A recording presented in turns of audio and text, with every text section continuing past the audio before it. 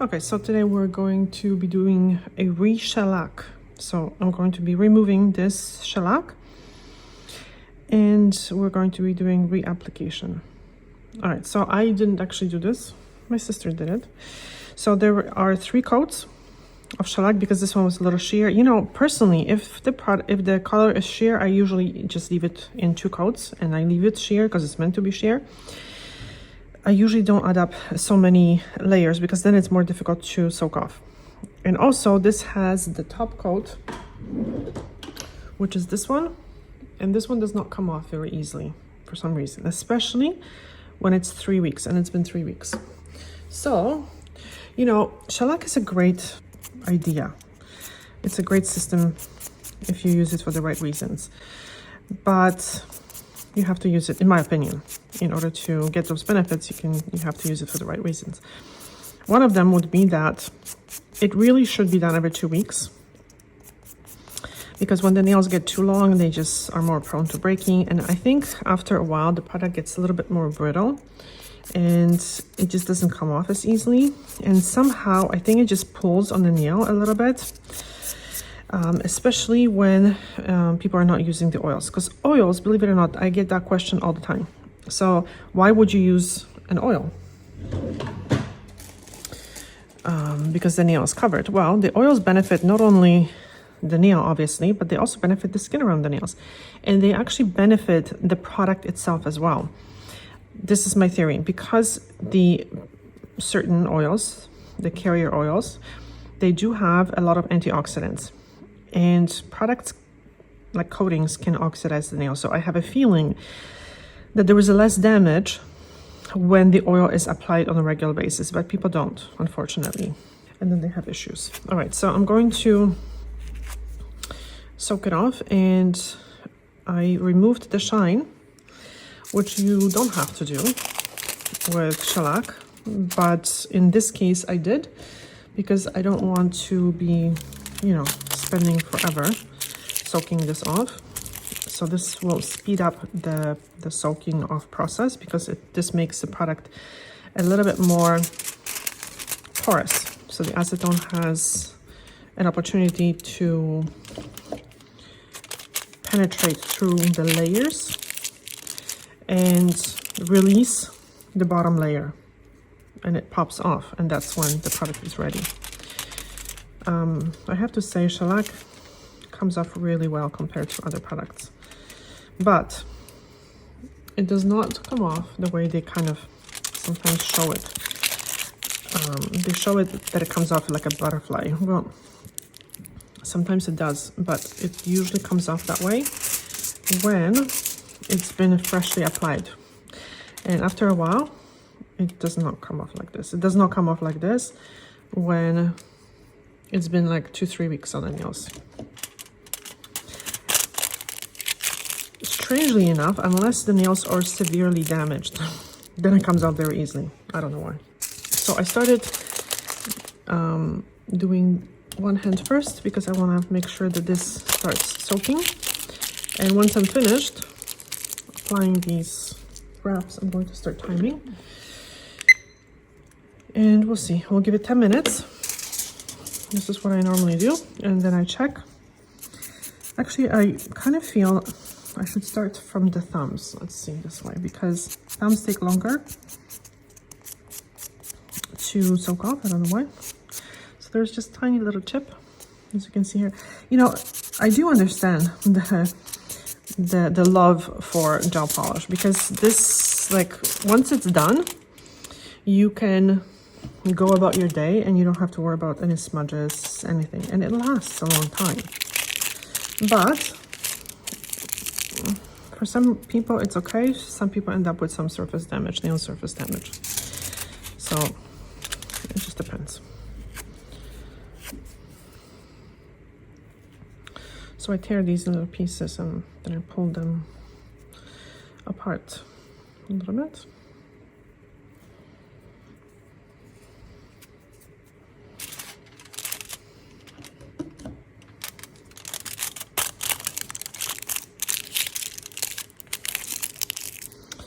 Now, if you're doing this yourself, it is important to just do one hand at a time, because once you wrap one hand, then you can't wrap the other one because your fingers are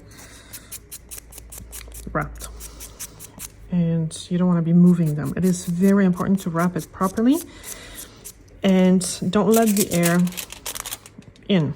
So basically don't let the acetone evaporate, because once it evaporates, and people do that all the time, something loosens up and then they think they can just tighten it and everything is going to be okay. No, once it's loose, you have to tell me that it's loose, because then I have to rewrap it in a new piece. Like I actually use a new piece, because once this is kind of crinkled, it's not going to seal properly. And you know what? Everyone's aluminum thing is different, because I find this one, I got this one still from Canada actually. It's much stiffer. The one that we get here in Spain, or just in Europe in general, I find it's much thinner, so it doesn't hold shape. And then you have to, what I would recommend is you have to apply these clips. So the clips for this one, okay, they're fine, but sometimes because it's a thicker product, it can be a little bulky, but it works. So let's just, you know, wrap them, because we want them to soak off nicely. So, you know, it says that the removal is with the regular top coat 8 minutes. Yeah, but it takes time to wrap the nails as well. So it's been like 7 minutes already. So I find that removal takes me about 15-20 minutes, depending on the top coat. I like using the original top coat the most, and then the Express 5. Express 5, I use it for like thicker to normal nails. The Express 5 also soaks off, well, apparently in 5 minutes. It depends on a person. But yeah, by the time you wrap the nails, by the time you actually, you know, I don't want to say scratch it off, push it off, okay? Oh, push is also, nudge it off. It's longer, takes longer. All right, and you know what? Very important thing. Sometimes you will hear from clients that the nails feel tight, and that usually goes for when you are removing some other products, not a shellac. The reason why you feel the tightness, I think, is that when the product starts to, and I don't know why that happens chemically, but when the product starts to, like, absorbing the acetone, it kind of curls. And especially if the nail is thin, it's going to pinch the nail.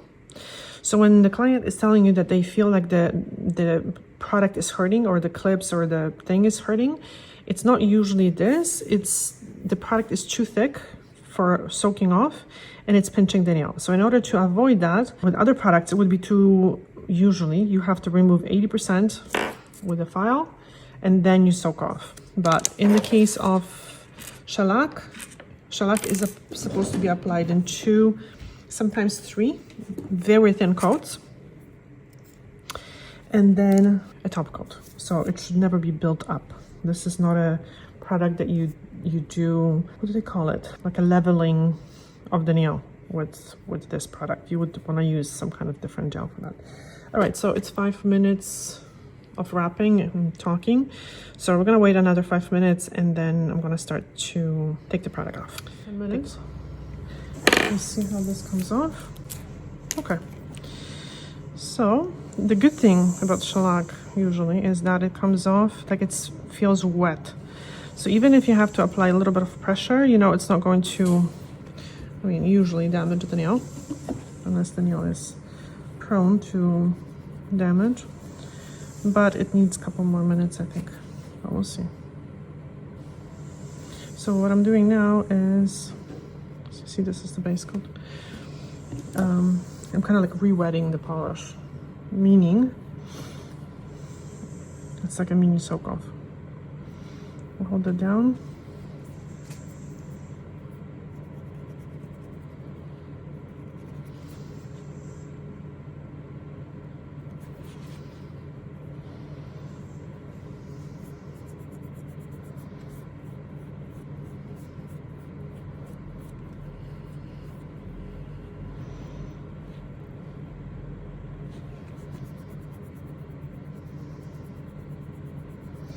I find that when the product is brand new, like you remove it the same day, it comes off like the base coat releases, but after a while it's like the color comes off but the base coat is still like attached to the nail. It's been 11 minutes.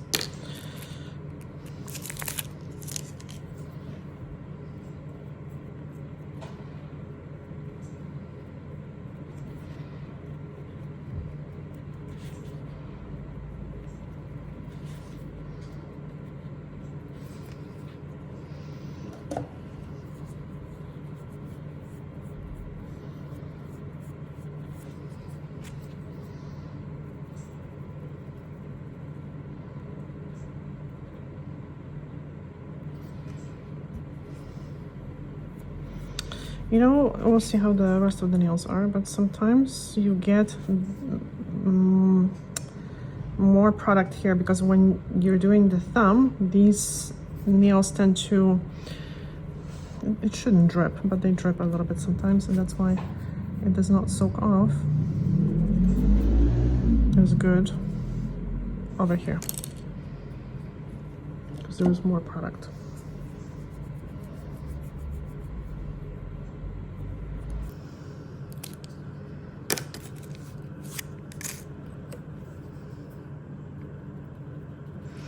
Sometimes it also depends on like how it's applied. Sometimes people have heavier hand when they're doing one side of the nail.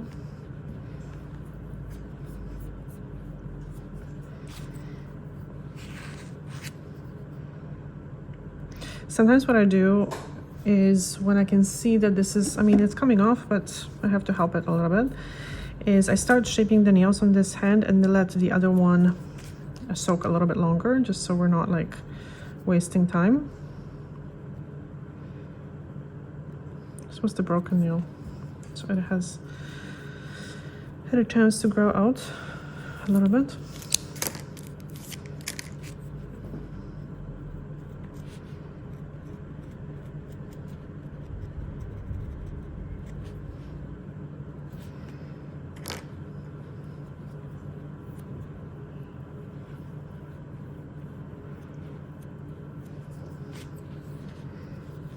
I'm going to take a photo when I'm done to see how the shape of the nails changed, and I'll probably include it at the end if you guys are interested at the end of this video, because the shape of the nail can change sometimes if you're wearing either a nail polish or especially gel polish, or even especially gel. I don't know why that happens. It's not permanent. It would be nice, but it's not permanent. But it does happen. See, the thumbs take much longer to soak off. Okay, the hissing in the back, it's the autoclave.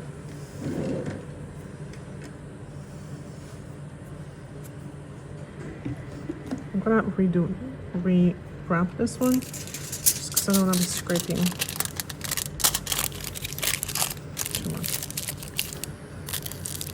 Okay, I'm going to start shaping these nails.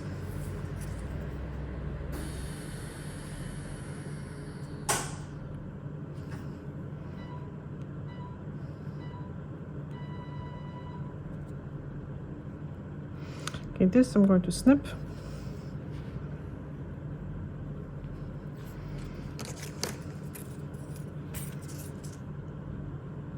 Look at this.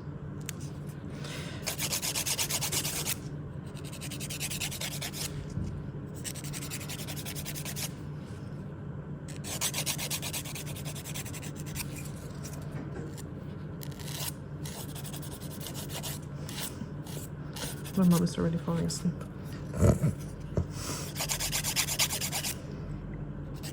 Okay, so when I shape the nails, what I do is first I shorten the nail and then I work on the sides. So side to the middle, side to the middle.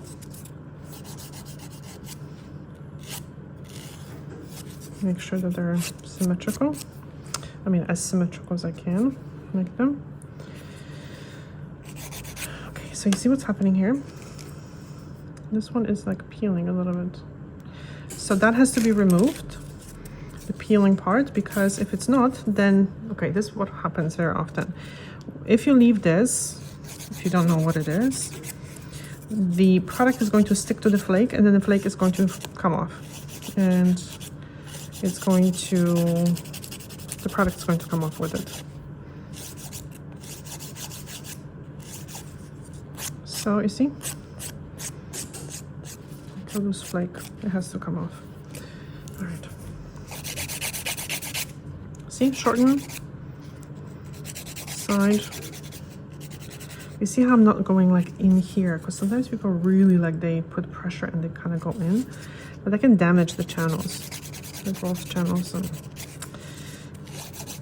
it's not a good thing.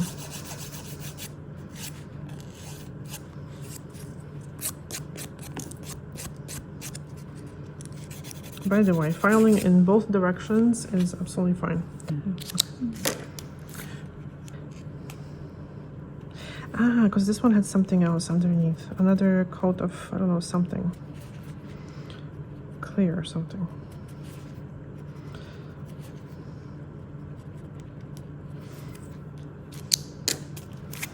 This is why I had another base coat.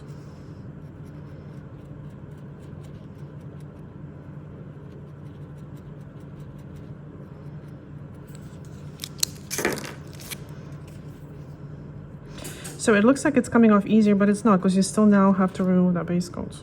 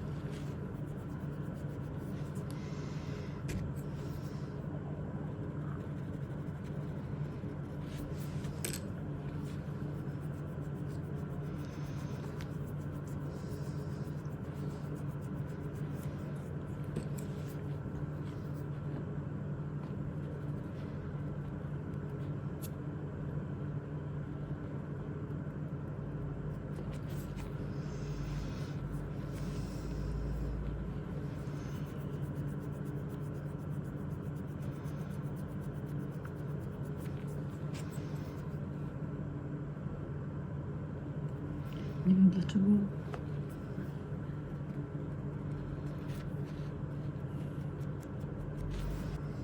Okay, you see here, so there was a little chip in this nail. So this is what happens. So the shellac probably didn't chip. It's the nail that flaked off. See? So that's what happened. So this is why I don't recommend, not in this case, because this is just one nail, but like some people really have peeling nails and they think that shellac is going to help them. But in my opinion, I really don't want to do it because 99.9% of the time, they will call me back in 2 days that the shellac is chipping, and then it looks bad on me. So what's chipping or what's peeling is their nails, sadly. So the peeling first has to be addressed using strengtheners, hardeners, whatever is necessary, and then the shellac can be applied. This is just my opinion.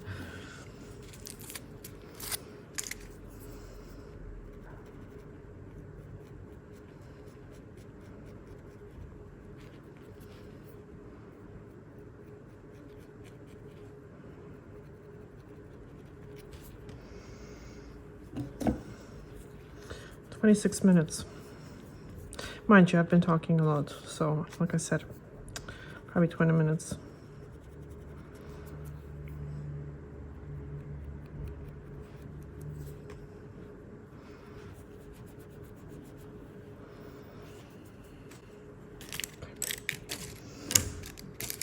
Okay, so my mom is saying that normally this does not happen. So now the question is, what caused it? Sometimes it's the nail that is longer. It just kind of went past that length that it can look good at. I don't know. I don't think the shellac would cause it. I don't know, but it happens, you see, and these are the issues that we're sometimes facing. This is why I like making these videos, to kind of show you, you know, the challenges and the reality of the work that I do. This one is also, see the white?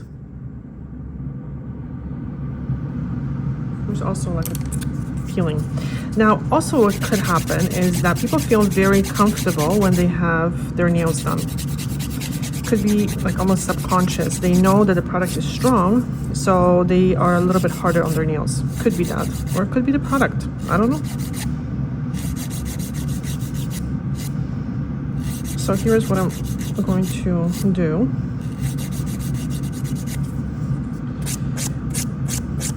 I know exactly the angle that I'm using, and just removing that flake.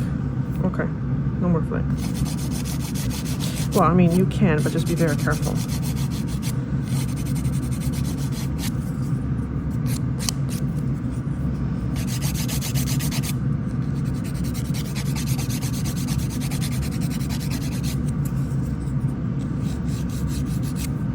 You know, and I cannot stand that saying that the product does not damage the nails, bad nail technicians do. And you know what? Who says that? Nail technicians. Basically insinuating that, oh no, my product doesn't do it. Obviously, I don't do it, but other people do it. Which is silly, because you can't say that the product is not going to do this. There's a tiny bit of product here left. It can happen, because there's three things that influence how the product can possibly affect the nail negatively. Negatively, that's the word. The prep. So how you are preparing the nails. So if you're filing, but the nails were not buffed, they're not damaged or anything. So I don't think it was the prep or anything. Then it could be the removal, but as you could see, I was doing pretty gentle removal. And the third is the 3 weeks of the client having the product on their nails. So it could be the product, it could be the client, but the thing is, we use our nails. So I don't think it's realistic to say, well, you know, take care of your nails, but people use their nails. So there's going to be wear and tear, and you can't just blame the client that it's always client's fault either, but people have to be responsible for what they're doing too. Okay, so what I'm going to do, piece of cotton, and I'm going to try to touch this up again a little bit.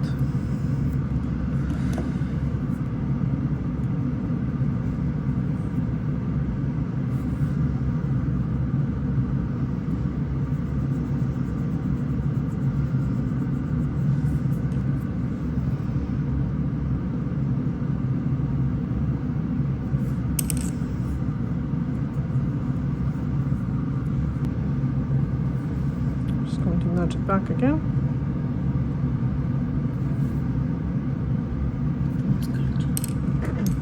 We're gonna snip this.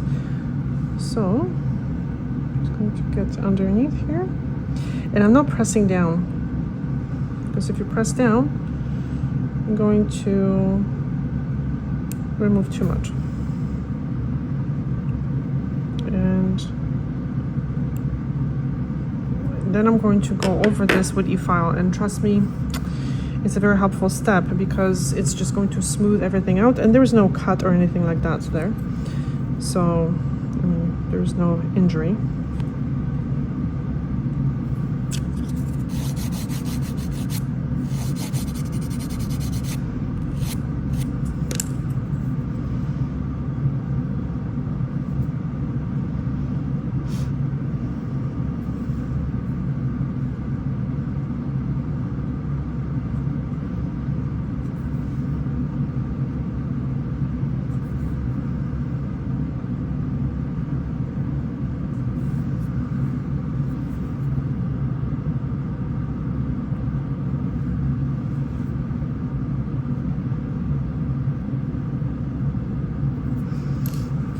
And now I'm just going to smooth the corners a little bit, bevel the free edge, and remove the cuticle.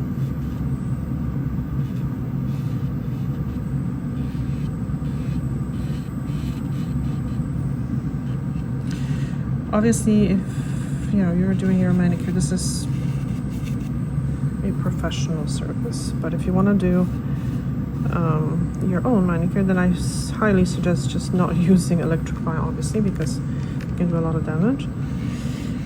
But a cuticle remover, I have a fantastic video that's very short, very to the point, and I'm going to include the video at the end of this video and leave a link in the description box below the video, so you can understand the difference between the cuticle and the skin fold. So here is the skin fold, see? And on the nail, between the skin fold kind of, and sticking out, is the cuticle.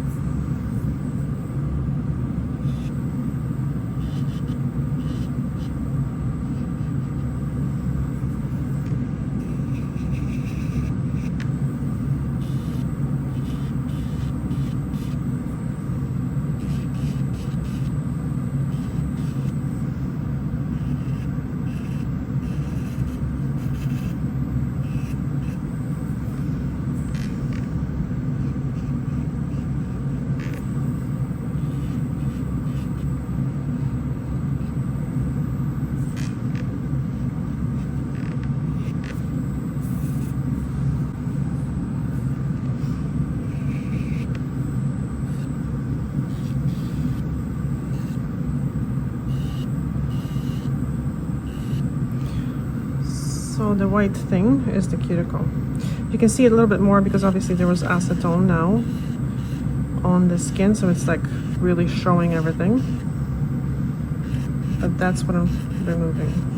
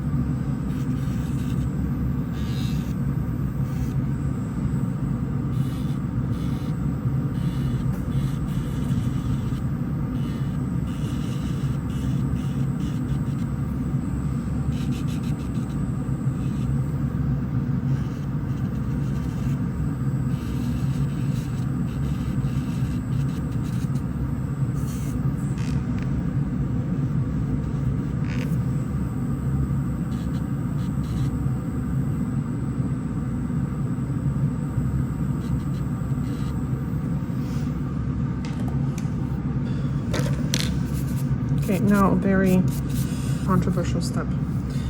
It would be the buffing.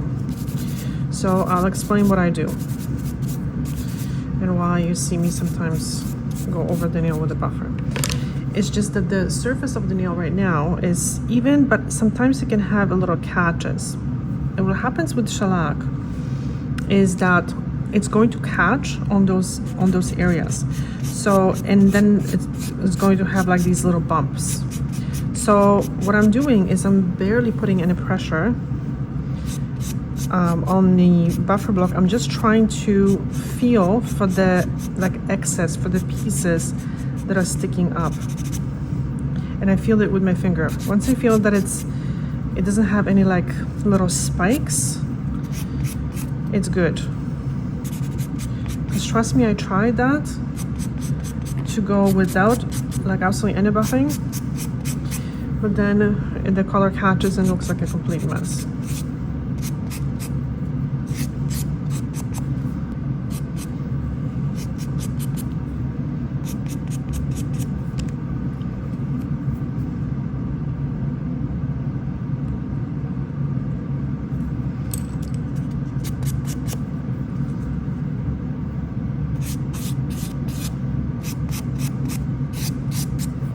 I have to take a picture of how the nails are looking after I did the manicure.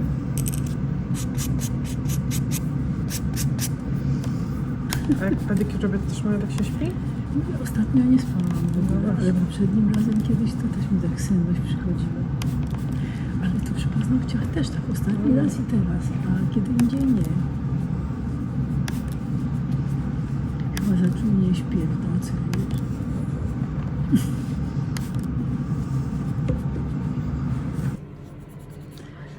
Takie jest życie. So I'm going to wipe the nails really well with Scrub Fresh.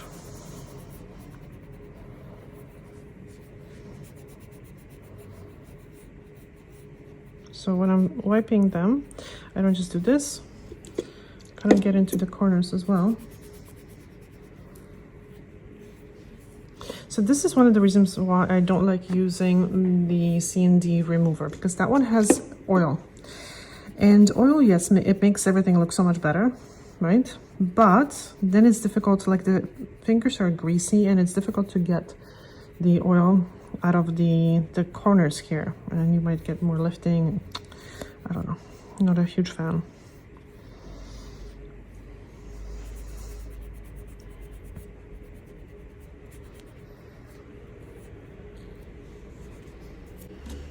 I'll show you what I do, because this opening, I mean, you can set, you can have the pump sometimes, but I don't have the pump. I just make little holes, deposits much better that way. So in this case, I'm going to actually, just before I did that, I nudged back the skin again, because it kind of relaxes after a while, which is normal. You know, it's normal to have a skin fold, guys. It's absolutely normal. I hate that saying, let's normalize it, but truly. It's like having pores, you know? We have pores on our skin.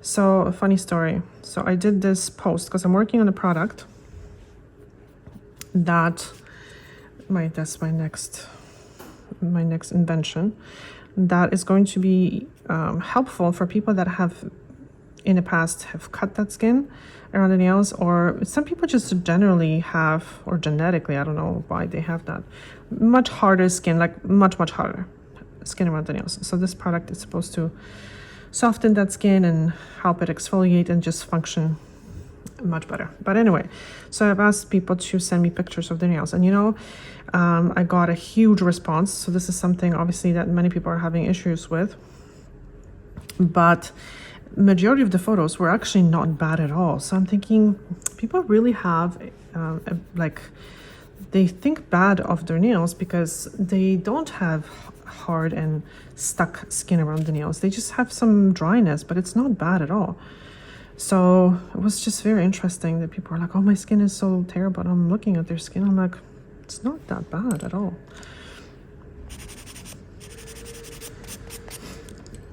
Okay. All right, time.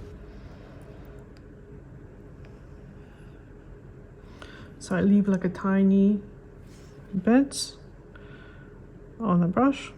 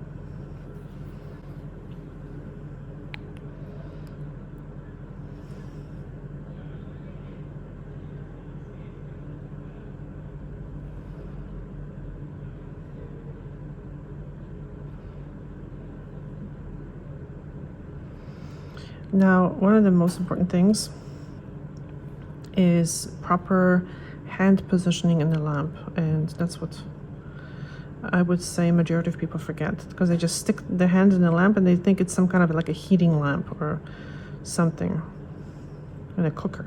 See, there's a little flake. I mean, not a flake, like a little catch.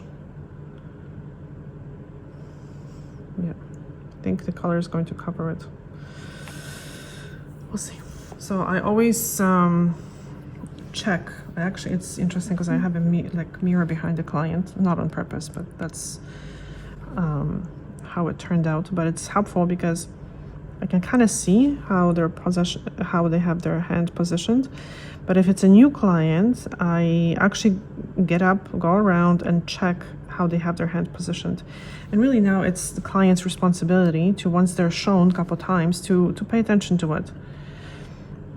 Because if the fingers are bent, they're not facing the bulbs properly. And if they're not facing the bulbs properly, they're not curing properly, period. And that's when you're gonna have chipping, peeling, and just under-curing issues, which can also, like if this is done on a regular basis, can lead to allergic reactions. Like, it's no joke. These things should be really discussed, with clients. And people should be like just aware of what they're doing, and they should understand that the success of this treatment or service, it is not 100% on me. It's also in like huge percent on them as well. How they maintain the nails, how often they come in, if they're using oil, if they're picking, how they're placing their hand in the light. It really does matter, all these things.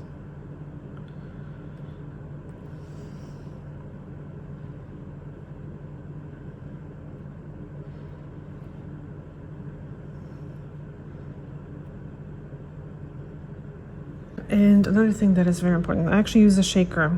I have a video about that shaker, and it is important to shake the product properly before each application, because if you can just imagine, I mean, obviously the product is like a mixture of solvents and film forming ingredients and stuff.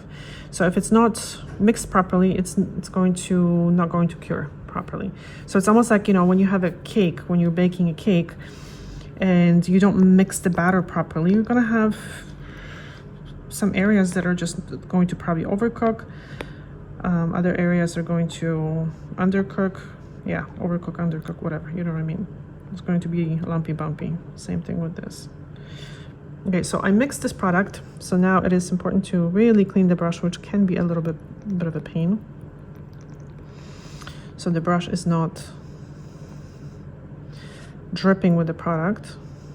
this is how much product I have. It's a little bit too much, but I'm not going to, it's gonna be difficult for me to clean it off properly.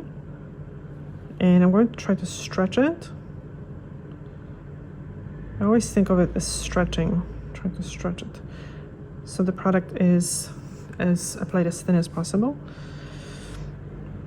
So it cures properly, because very often people, they try to make this look good on the first coat.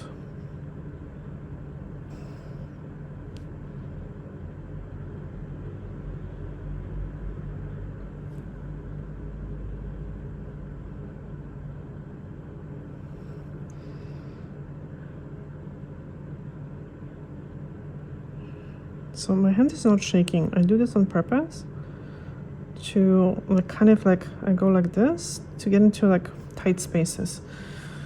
It actually helps. Too much product, but I'll manage.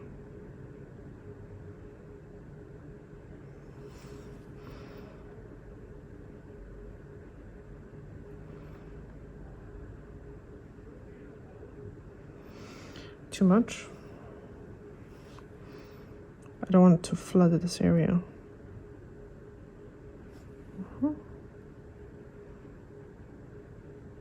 Making sure it's even.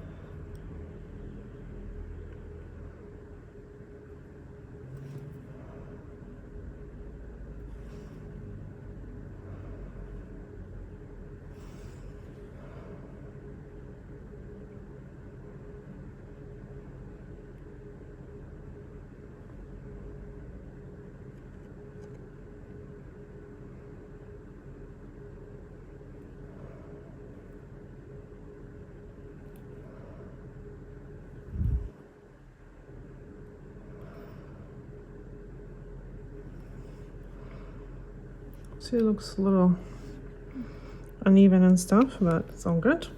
Exactly, and the nails, the ends of the fingers should be about like 1 centimeter or like half an inch maybe away from the back.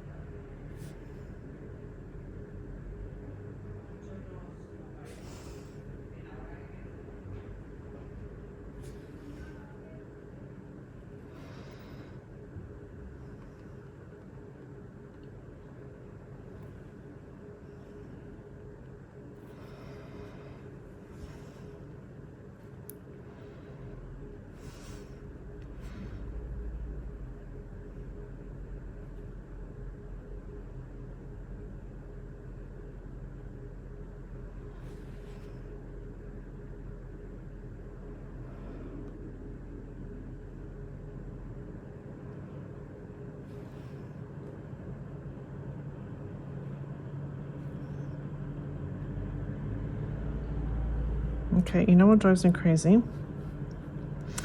is when people are polishing, especially with gel polish, and they're like talking and they're not looking how they're placing the brush back, and then it kind of go like this many times. Like honestly, that's like nails on a chalkboard. I can't because you have to be clean with the bottle as well.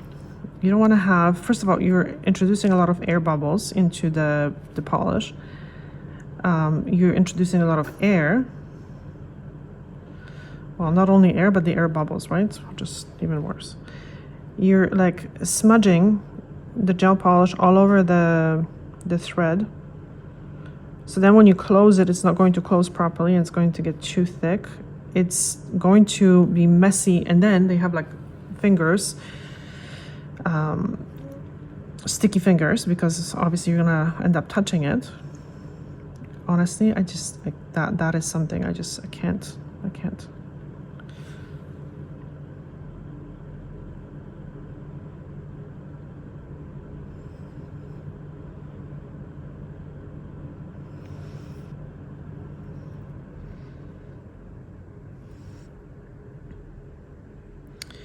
Another very helpful thing is, so now this has taken me probably like 2 minutes to polish, right? The other hand is still in a lamp. Very often what people do is they pull their hand out and they just don't know what to do with it.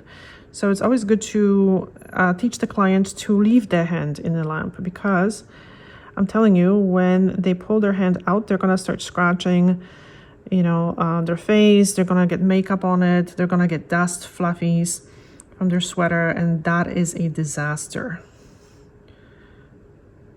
Because it's very difficult to get things out of gel.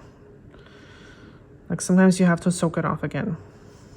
So now I'm going to grab smallest amount of gel and just touch up the free edge. I don't know, I think it does make a difference. There's a smudge on this nail.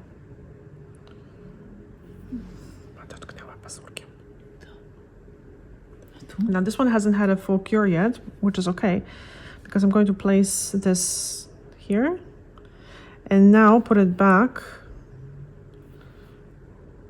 for a full cure.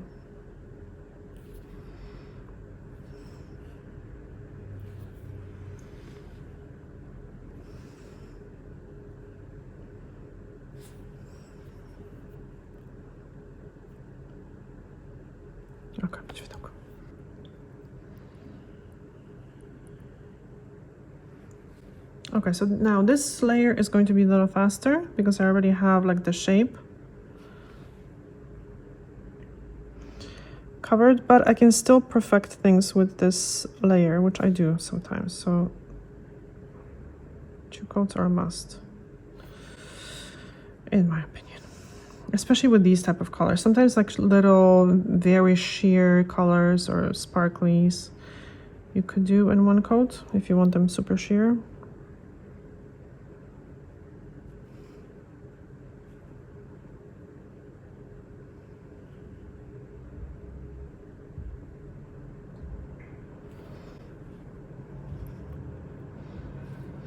I find that many people apply shellac too thick.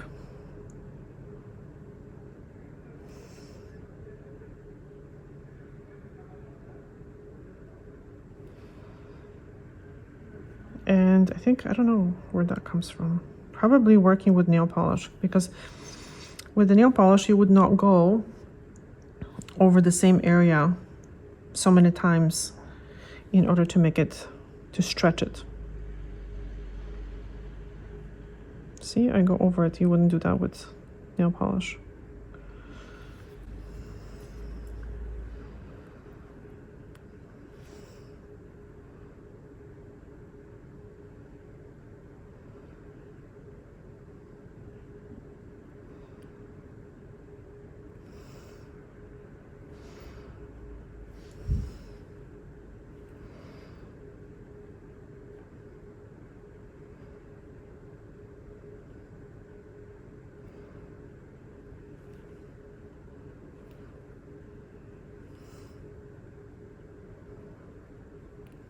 Okay, so this is already like 1 hour and 5 minutes. If I do re-shellac of a shellac that I personally did, usually takes me like an hour, obviously without talking so much. Sometimes it goes much faster depending on the color, but I find that an hour is an average. So I really don't know how people can do it consistently, because I've done it in 35 minutes. I don't know, sometimes it's just goes fast. But consistently for every client to do it in like even 40 minutes, I don't think it's possible.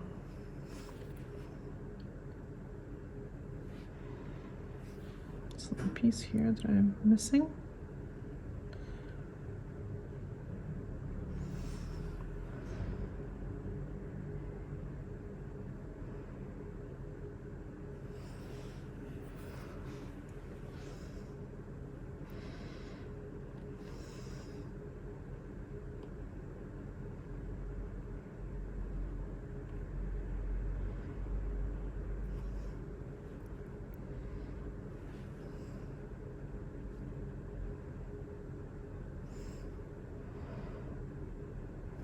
Okay, and now the top coat, also mixed.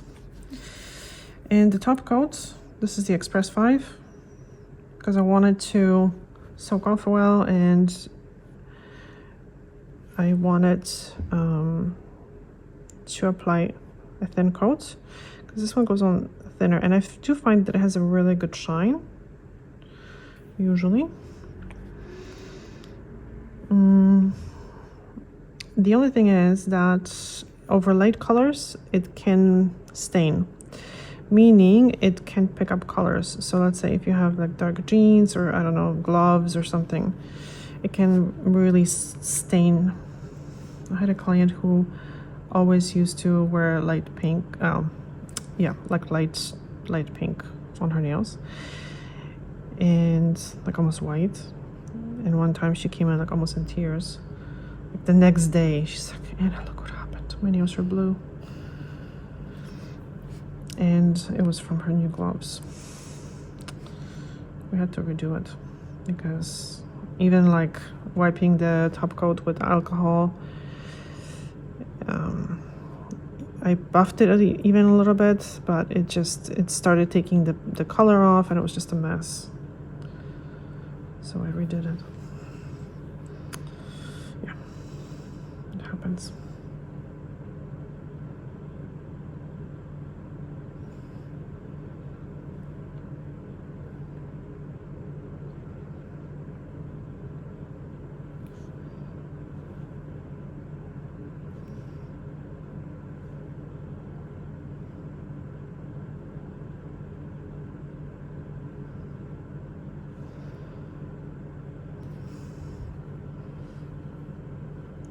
Okay, now I just look if I covered, making sure that I covered everything correctly.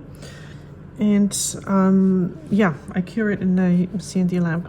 I get those questions sometimes. People are asking which is the best lamp. Well, it's the lamp that goes with the system. And if your system does not come with a lamp, and their instructions say that you can cure it with any lamp, then apparently I don't say that. Chemists say that they have no clue about chemistry, because there is no such a thing as a lamp that will cure properly every gel. It will cure it, but we don't know how, like to what degree. See, that's the key. It will cure it, but maybe 50%. It cured it in 50, but we want at least 80, 90. I think it's like 90, because you can never cure it up to 100% gel. There's a chemical explanation for this. I think I explained it somewhere, but it's for another day. But yeah, you want them to be cured at least 80-90% or something. If you're a chemist developing these products, please let me know. To prevent allergic reactions from happening, because constant skin contact with uncured gels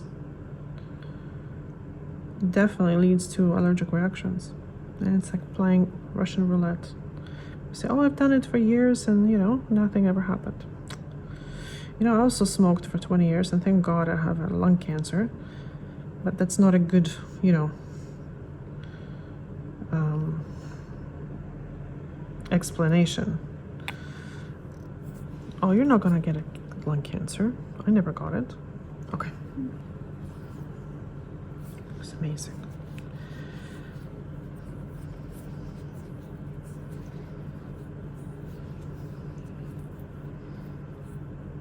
So I'm going to see, this happens in the transfer. It happens when the top coat sometimes does not cover like exactly 100% of the color. It's happens sometimes. I mean, I try my best, but it still happens. It's maybe a tiny bit was uncovered. So I wiped the nails twice to make sure that there is no sticky layer left on the nail, because the sticky layer, like this, right, is the problem. I'm gonna wipe my hand now. Yeah. Constant contact with it is definitely not recommended. And again, I'm gonna go over it.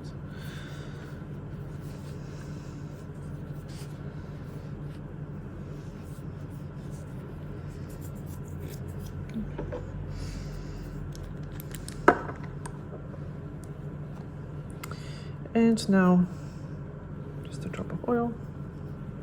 So this is how clients don't use oil, because when we do the manicure and when we apply oil, this is what we do. And the reason why, because I mean, I just soaked the nails with acetone, wiped it with alcohol 15 million times. So this is what I do. And then people think that this is how much oil they have to use after washing their hands. And who wants to have this much oil? So after I do this, I show the client how much oil to use after each hand wash. Because it's just one drop that I recommend using. Or a swipe of the salve, which is wonderful, that we sell, that I make. So this is what I do with the client. I show them this. Okay? This is what you need. Dab it. Dab it. And then you can actually wipe it into your skin and then wipe the excess even with a towel, and you have enough oil. You truly do not need 10 drops of oil. But we do it after a manicure again, because I'm going to add a little bit of cream now. But then I'm going to wipe the hands as well. I'm going to wipe the excess. So I also don't leave the client with hands like this now, because they're way too greasy. So what I do now is, and some people go to an extent of like buffing their nails with a cotton, which I guess that's a good idea too. So I'll show you. So you don't want to, you know, have clients with their hands dripping in oil. So this is what we can do. Buff the nails.